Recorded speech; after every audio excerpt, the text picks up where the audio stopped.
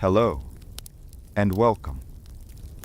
Tonight, we are going to do something very vast and very old. We are going to walk through the entire timeline of Greek mythology, from the very first moment of nothingness, all the way to the fading of the gods. There is no need to memorize names. There is no need to remember dates or genealogies. This is a story that has been told for 3,000 years. It is etched into stone and written on papyrus that has long since turned to dust. So find a comfortable position, relax your shoulders, unclench your jaw. Let the modern world fade away, and let us drift back to a time before time existed. In the beginning, there was nothing.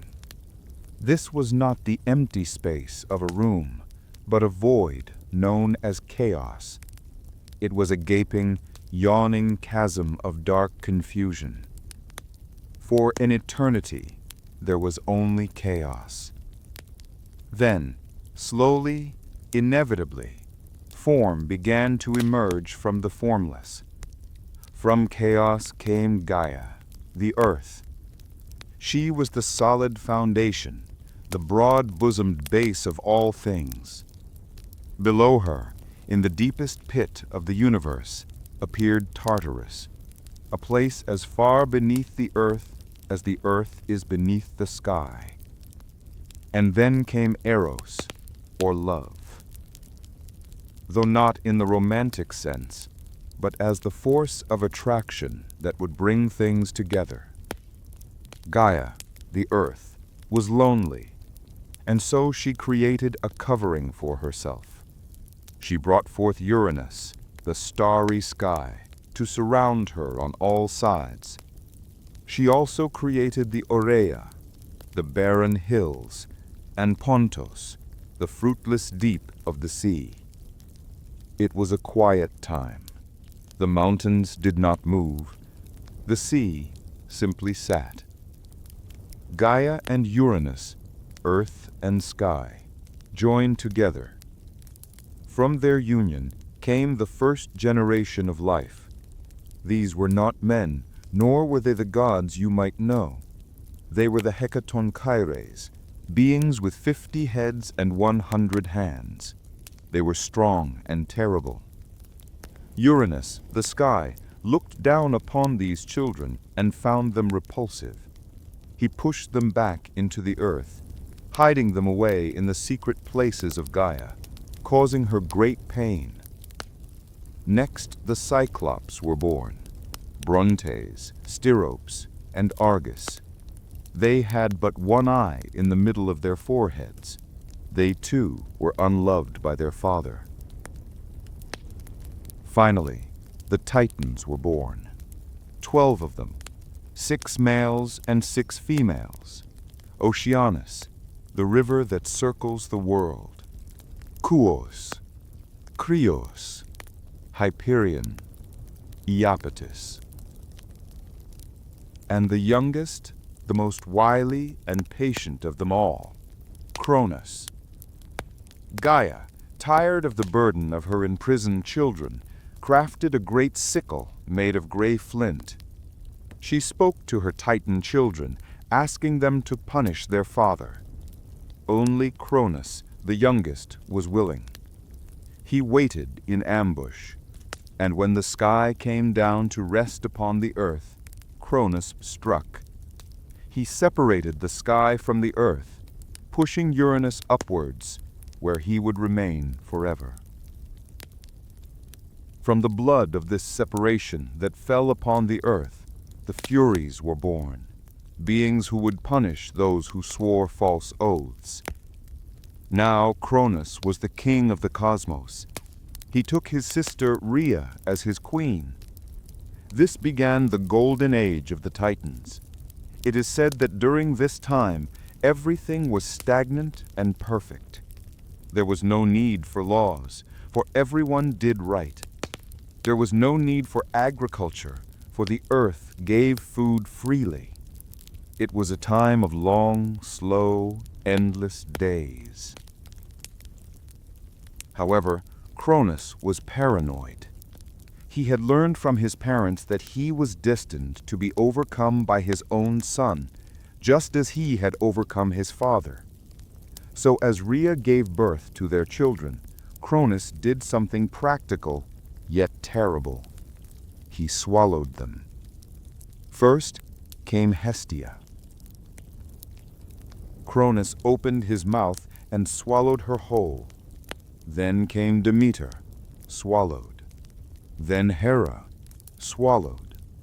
Then Hades, swallowed. Then Poseidon, swallowed. They lived inside him, undigested, trapping them in the darkness of his stomach. Rhea was stricken with grief. When she was pregnant with her 6th child, she fled to the island of Crete. There, in a deep cave on Mount Ida, she gave birth to Zeus. She hid the baby away and returned to Cronus with a stone wrapped in swaddling cloths.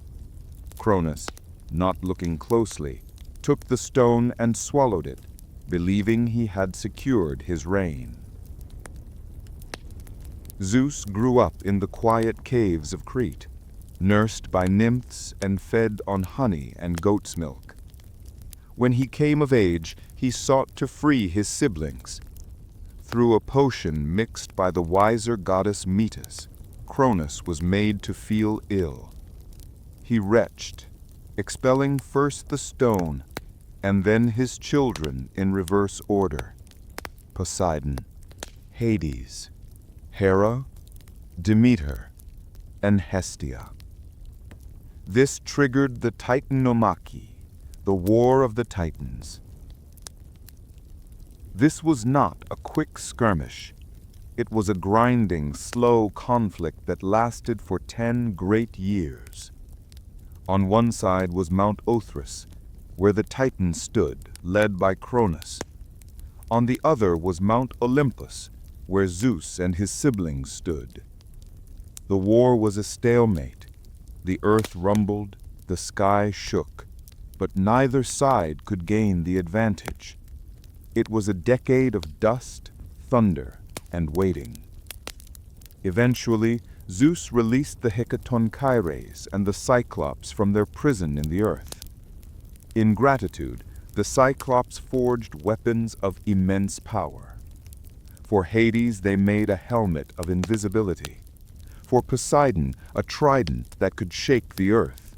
And for Zeus, the thunderbolt.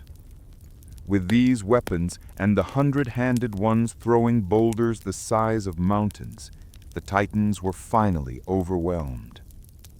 They were bound in chains and cast down into Tartarus, into the gloom, to be guarded forever.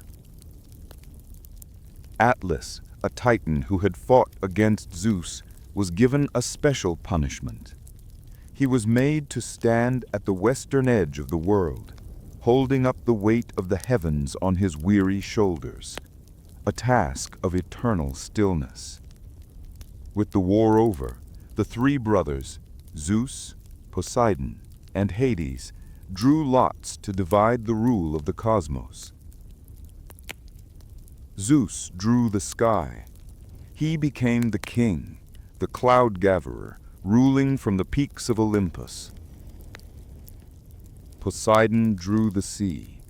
He sank beneath the waves to build his golden palace in the silence of the deep.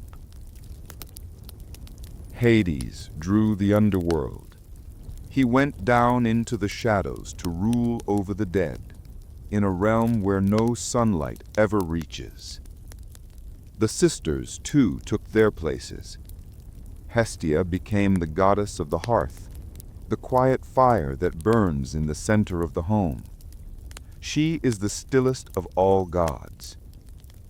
Demeter became the goddess of the harvest, governing the slow growth of wheat and the turning of the seasons. Hera became the queen, the goddess of marriage and birth. Other gods joined them over the eons. Athena, the gray-eyed goddess of wisdom, who sprang fully formed from Zeus's head. Apollo, the god of light and music, and his twin Artemis, the huntress of the silent woods. Ares, the god of war. Hephaestus, the smith, who worked the bellows of his forge. Hermes, the messenger with winged sandals. And Aphrodite, born from the sea foam, drifting on to the shores of Cyprus. Life on Olympus was generally routine. They feasted on ambrosia and drank nectar. They looked down upon the earth. They argued. They reconciled. It was a bureaucracy of divinity. The earth was now peaceful, but it was empty of people.